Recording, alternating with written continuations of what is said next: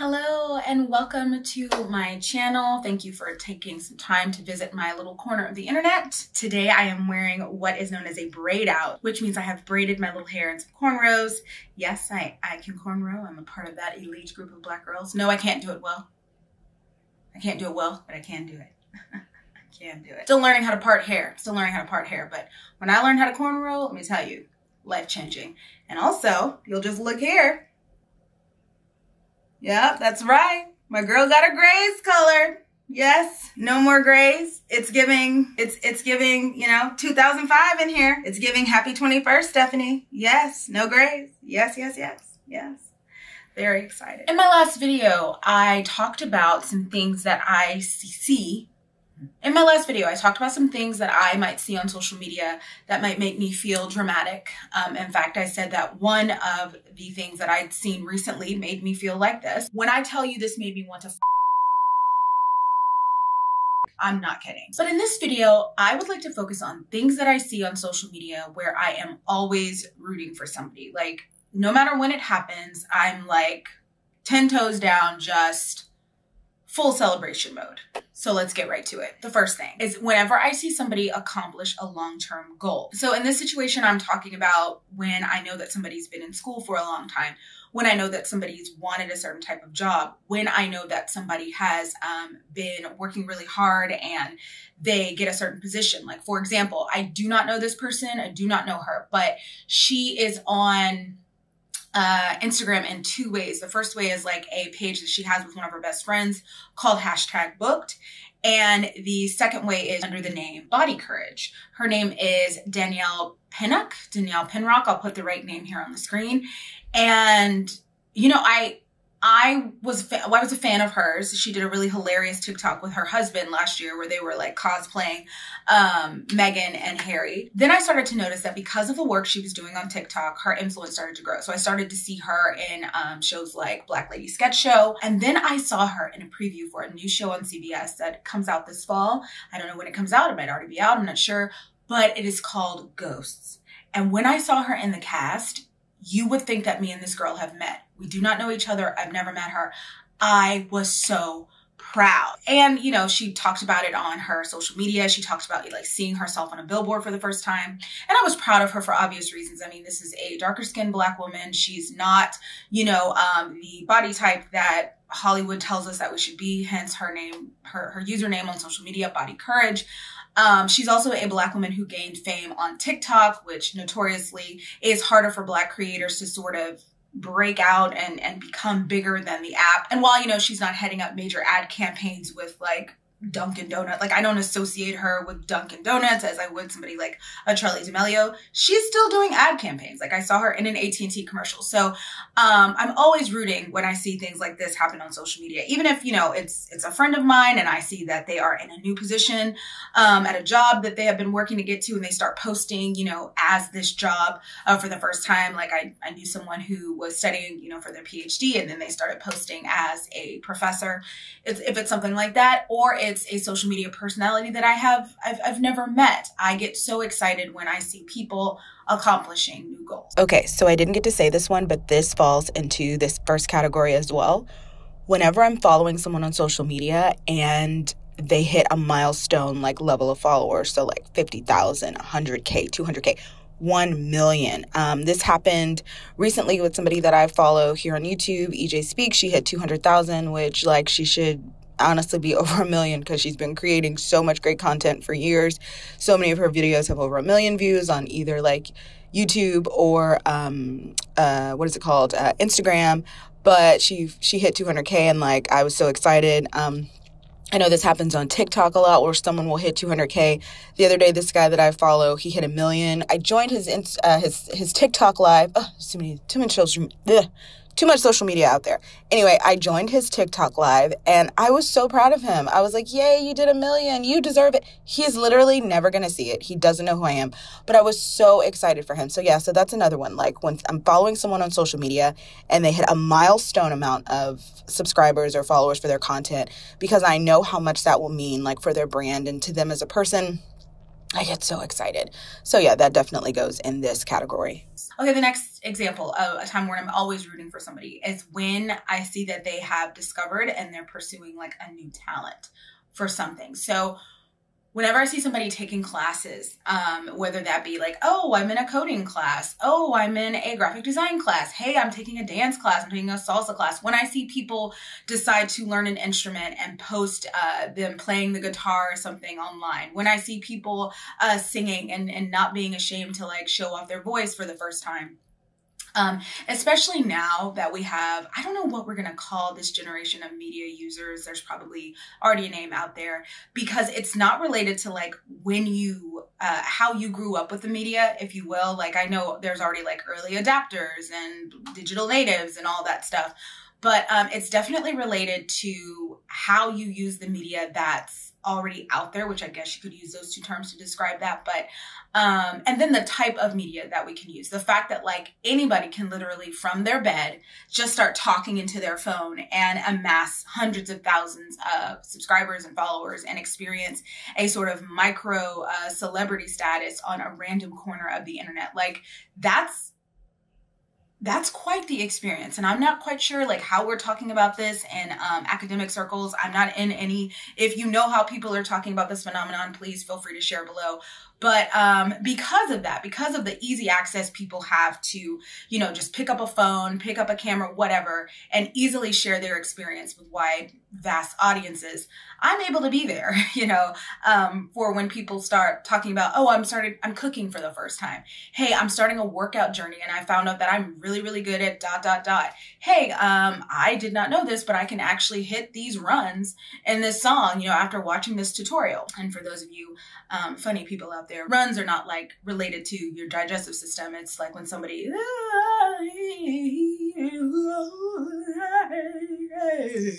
like that's a run, right? Sorry, there's like a Vine video where somebody made fun of people that do what I just did. I'm not going to pull it up. Anyway, yeah, so I'm always excited when I see somebody pursuing a new talent or showing off something, discovering something and then pursuing it. I'm always rooting for people when they do that. Okay, the next thing, I am always rooting for people who are honest about their feelings. I did not thrive. This is not a surprise to anyone, but I did not thrive in the era of positive vibes only. It wasn't for me. It wasn't until we became more comfortable with just being honest about how we're feeling, really honest about it, that I feel like I was like, oh, okay, good.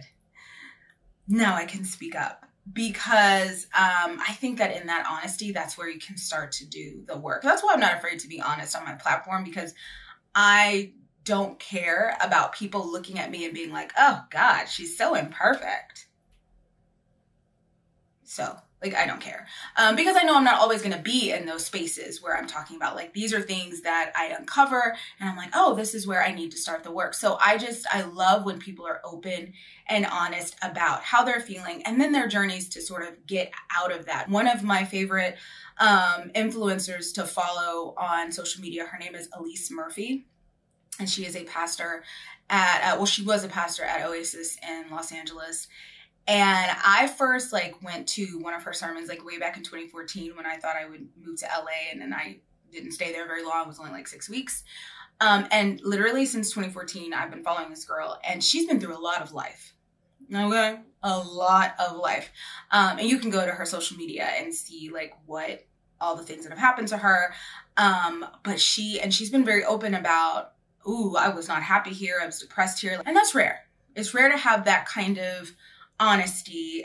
It's rare, especially when she doesn't need to do it. I mean, she's a pretty blonde girl. Like she could get out there and just, you know, have the audiences and, you know, sell the coaching services and sell all the platitudes, you know, without showing her own personal journey. And yet she's always been about authenticity. She's always been about like just being herself, and telling people her story and how she got over, if you will.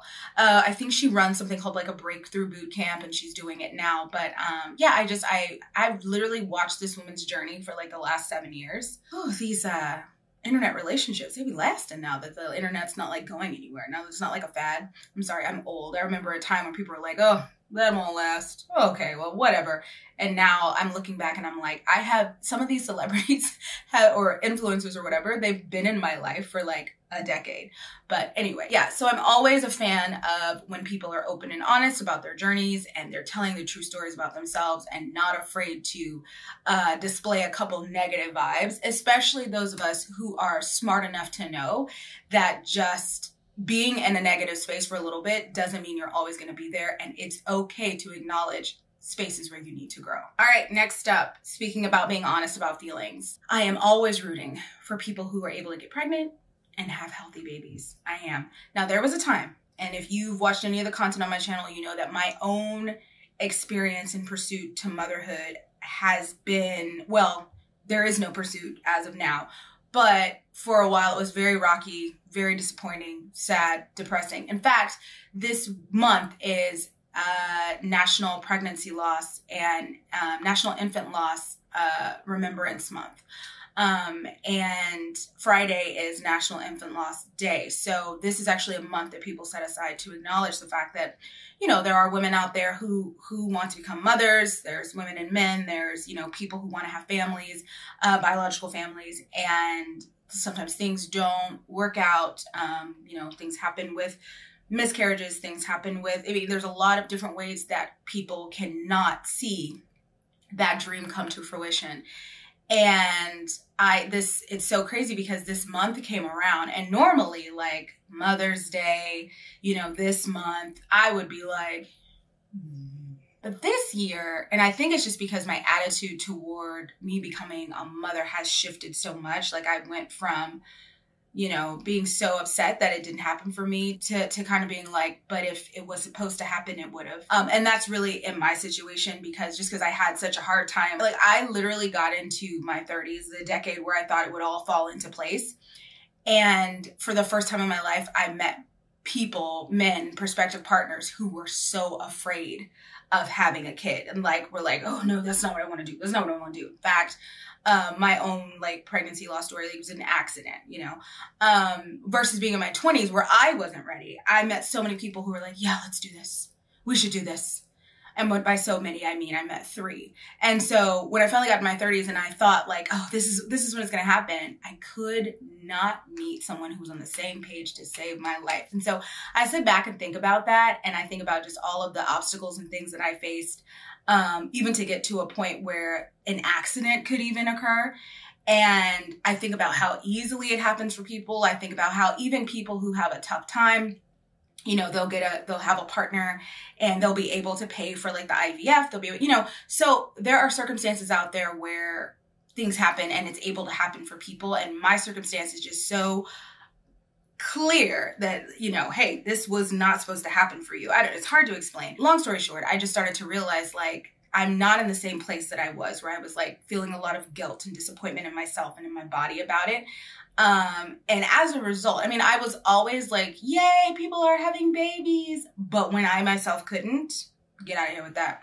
Whew, that was tough. But now, if I hear about it, I'm still rooting. I'm still rooting for those stories because I know the desire to want to have a family. And I like to see the happiness. Like I like to see other people step in to that vision. Even if it turned out to not be something that was for me. Okay, and before some of you strap on your angel wings and fly into my comments with things like, oh, but Sarah in the Bible gave birth at 700 years old or whatever age it was, I'm very aware that, you know, while I may just be in my late 30s and women can have babies on into their 40s, so on and so forth if they so choose. But I'm also aware that the fertility industry is literally $1 billion industry for a reason. And I think especially those of us who come from very, very religious backgrounds or whatever else, I think we need to be easier on ourselves and kind of accept that sometimes the medicine is right. Like sometimes science is right. And we need to be honest with the fact that as we get older, our chances of having healthy babies is a little bit more rare and it's going to be tougher. And then I think also in my position with not having a partner and no partner being on the horizon too. Like I think it would be different if I was like, I'm dating 2 or 3 guys right now, and I just don't know, but I'm really going to commit to Jared. It'd be different, but honestly, like, that's not what's going on. So I think for me and my mental health, and it's just done me, it's done me so many wonders to just sit back and honestly say, hey, this does not, from all, according to sources and based on everything you can see currently, this does not look like it's for you. And if that changes, that's great. But don't give energy to things that don't look like they're for you when that energy could be better used elsewhere. So that's kind of, why I say, oh, it doesn't look like it's for me. It doesn't, and I'm okay with that. And so, yeah, I realize that it still happens for people, even a little later in life, and that's fine. But when it comes to me and my life and my mind and how I choose to focus on it, it's easier for me and better for me and healthier for me to say, oh, you know what? That doesn't look like it's for me. Let's move on. So yeah, so that's definitely an example where I'm always rooting for people. All right, so speaking of people stepping into a vision, I am always rooting for people when they find love, especially if I know that they were walking through the valley of the shadow of death with it. They were on the dating apps. They were in there. I am so happy when I see that first like couples post or like, here he is. Like there was a girl I was following for a little while on TikTok and on Instagram.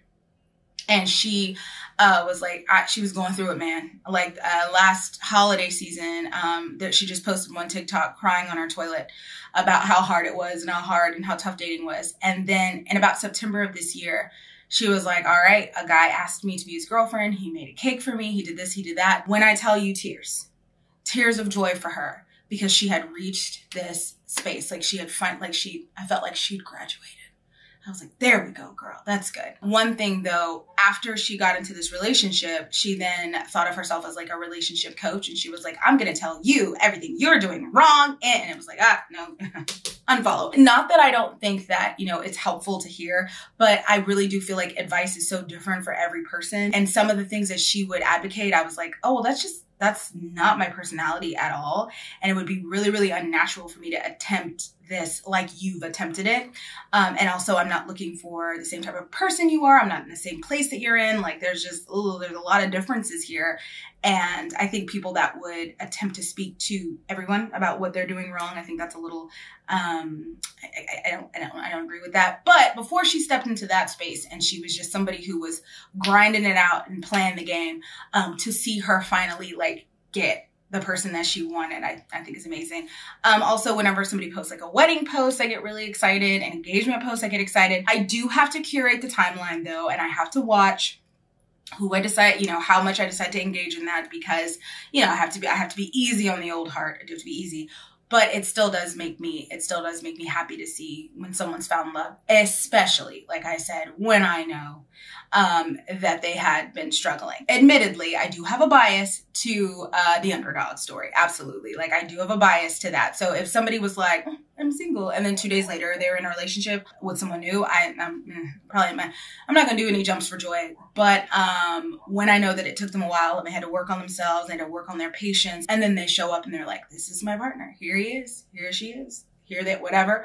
It makes me really happy. So yes, I felt like this was a good little caboose to the last video that I posted because, balance. I think in a lot of ways, social media can be sort of a disappointing thing, but at the same time, it can be a really great place to participate in celebrations with people you either know or don't know. And sometimes those celebrations, even when they happen vicariously, like you're like, oh, okay, well, that's not something that I'm going to experience, but good for you. They can do your soul some good and sort of brighten your day. How about you? What situations when you're on social media, like, and you see them, you're just like, yay, like all hand clap emojis in the comments, all hearts and stars in the comments. I would love to hear about it in my comments below.